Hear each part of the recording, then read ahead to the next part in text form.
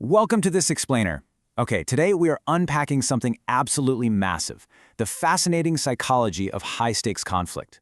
We're going to break down the foundational principles of the Harvard Negotiation Project framework, and we're doing this to understand exactly how we can take those agonizing, stomach-churning interactions and actually transform them into powerful opportunities for growth, respect, and honestly, deeper connection. This framework is literally legendary. I mean, it's been used to resolve seemingly impossible standoffs everywhere from Fortune 500 corporate boardrooms and international peace treaties, all the way down to those really tense disagreements at family dining room tables.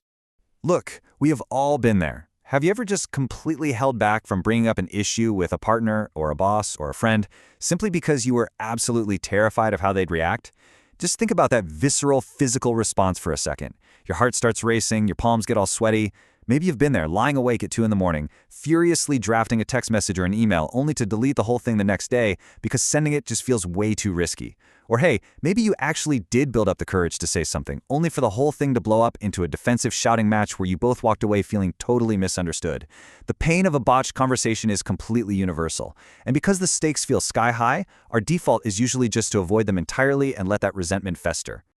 Okay, let's dive into this, because there is a truly empowering truth at the heart of this framework. The authors tell us that difficult conversations are not inherently bad, and they aren't inherently dangerous. They're simply complex interactions that most of us were never actually taught how to navigate properly. We tend to treat conflict like a literal mortal threat to our survival, which just triggers all our deepest, most primal defense mechanisms. But it isn't a threat, it's a puzzle. Conflict is just an interaction, and once we understand the psychological dynamics driving it, we can actually learn to steer it safely and effectively. So to get us there, here is our roadmap for this explainer. We're going to start by uncovering the anatomy of conflict, and then the hidden conversations driving it. From there, we'll shift our mindset around intentions and blame, before handing you a highly tactical playbook on how to launch the conversation, how to listen actively, and how to prepare before you ever step foot into the room. Let's jump in. All right, Section 1, the anatomy of conflict.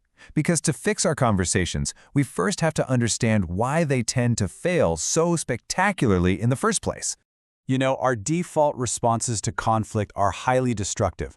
We essentially do one of two things. We either avoid it entirely or we attack. And this happens because when two people disagree, our gut instinct is to assume there's one objective, mathematical truth. We sit there and think, well, I see the facts clearly, so if you disagree with me, you must be irrational, stubborn, or just plain malicious. But conflict isn't about objective truth, it's about competing perceptions. Think about it like looking at a cylinder. From one angle, if you're looking straight down, it looks exactly like a flat circle. But if you walk around and look from the side, it looks like a square. We end up fighting to the death over who is right, when in reality we're just looking at different sides of the exact same shape. We have different information, we filter that information through our own unique backgrounds, and we draw completely self-serving conclusions. We're fighting over the truth rather than just exploring those competing perceptions. Which brings us to Section 2, the 3 hidden conversations. Get ready, because this is the core aha moment of the entire framework. Whenever you're locked in a really tough discussion, you aren't just having one conversation. Beneath the surface, there are always 3 separate, simultaneous conversations happening in both people's minds. Let's say you're arguing with a coworker over a missed deadline. The first layer is the what happened conversation. This is the surface level, arguing over facts, dates, times, and who specifically dropped the ball. Now, unskilled communicators will spend all their time fighting right here. But the real friction? That's driven by the next 2 layers. The feelings conversation carries the unspoken emotions, feeling disrespected, angry, or unvalued by your teammate. And finally, the deepest, most volatile layer of all, the identity conversation. This is where you're silently worrying that this missed deadline means you're just an incompetent employee. Now, what's really interesting about this slide is how the identity conversation acts as our psychological survival mechanism. When a conversation touches on our competence, our character, or our worthiness, our brain literally triggers a fight or flight response. Your amygdala totally hijacks your rational brain, which, by the way, is exactly why logic goes completely out the window during these fights. We fall straight into all or nothing thinking. We tell ourselves, I'm either a complete success or a total failure, or I'm totally right or totally wrong. And this binary thinking causes an immediate, visceral identity crash. When someone gives us critical feedback, we panic because it threatens our very sense of self, which makes us instantly and aggressively defensive. So, how do we stop this downward spiral? That takes us right into Section 3, intentions, impact, and blame. This is where we need to make some major mindset shifts to de-escalate the conflict.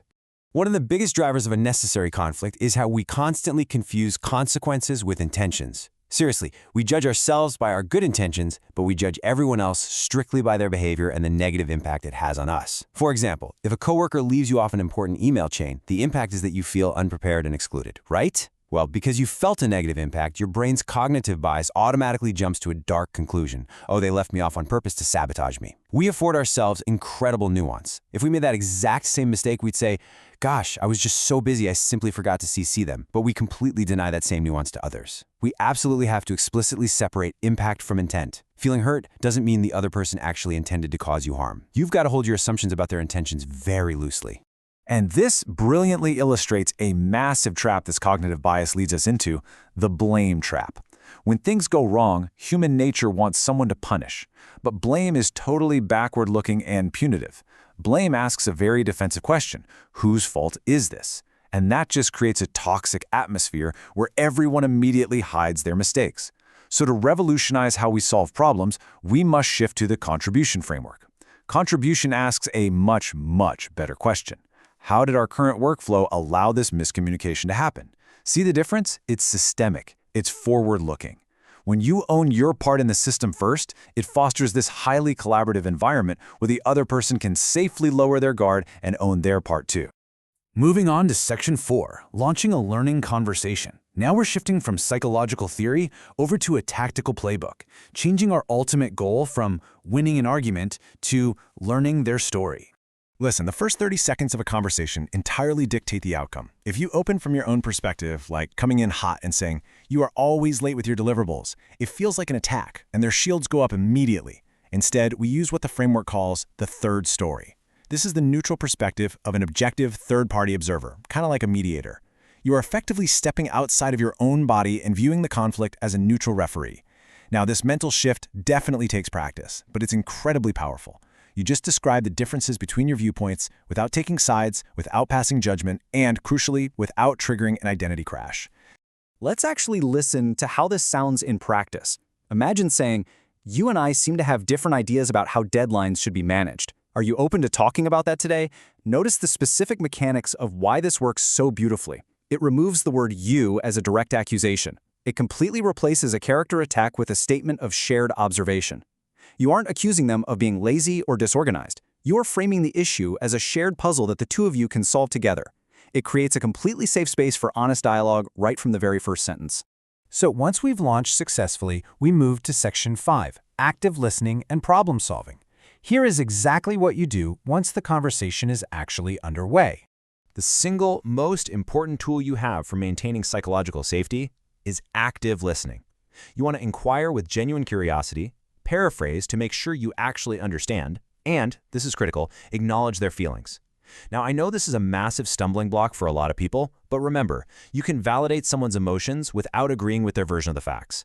You can absolutely say, "Wow, I hear that you're incredibly frustrated by this," without conceding that you were the one who caused the problem. Active listening isn't just being quiet while they talk. It is a physical demonstration that you're striving to understand their world. And when people feel truly heard, their defensive guards just melt away. But a healthy conversation obviously requires you to share your story too. And there is a massive difference here between unskilled and skilled expression. Unskilled expression uses absolutes and attacks character, like saying, "You are completely untrustworthy." Boom. This immediately triggers a defensive trial. Skilled expression, on the other hand, speaks from the inside out. You own your story as a personal experience using I statements, like, "When promises are broken, I feel disappointed." The absolute beauty of speaking from the inside out is that no one can argue with your feelings. If you say, "I feel disappointed," they literally cannot tell you that you don't. It focuses on your observations and your emotional reality, which invites empathy rather than defensiveness. Let's move to and see how this builds into our final section. Section 6, your pre-conversation routine. This is your comprehensive action plan to use before you ever step foot into the room. If you want to handle tough talks with calm confidence, run through this mental checklist beforehand. First, map the terrain. Literally map out your 3 conversations: what happened, what you feel, and how your identity is threatened. Then, empathize and map out their 3 conversations. Next, check your biases by explicitly separating the negative impact you felt from their actual intent and identify your own contribution to the system. Finally, draft your neutral, non-judgmental third-story opening. Once you've done that prep work, you can step into the room totally grounded. You drop the desperate need to win, and you're armed instead with genuine curiosity. And this brings us to the core takeaway of this entire framework. Mastering difficult conversations is not about becoming some smooth-talking, manipulative negotiator. Not at all. It's about developing the courage to stand firmly in your own truth while making space for others to stand in theirs. Difficult conversations are so often the primary bottlenecks in our lives and our careers. But once you clear them, everything else just flows better. When you approach conflict as an invitation to learn, the weight of unspoken resentment just vanishes. Your stress drops, your career accelerates because you can handle complex dynamics with real grace, and your relationships deepen with genuine trust. So I'll leave you with this final provocative thought. What unspoken resentment are you carrying around today that a learning conversation could finally solve? Seriously, the next time you feel that familiar knot in your stomach, don't retreat into silence, and please don't charge blindly into battle. Take a deep breath, use this framework, and step forward with curiosity and courage. Thank you so much for joining me in this explainer, and I really hope you feel empowered to tackle your next difficult conversation head on.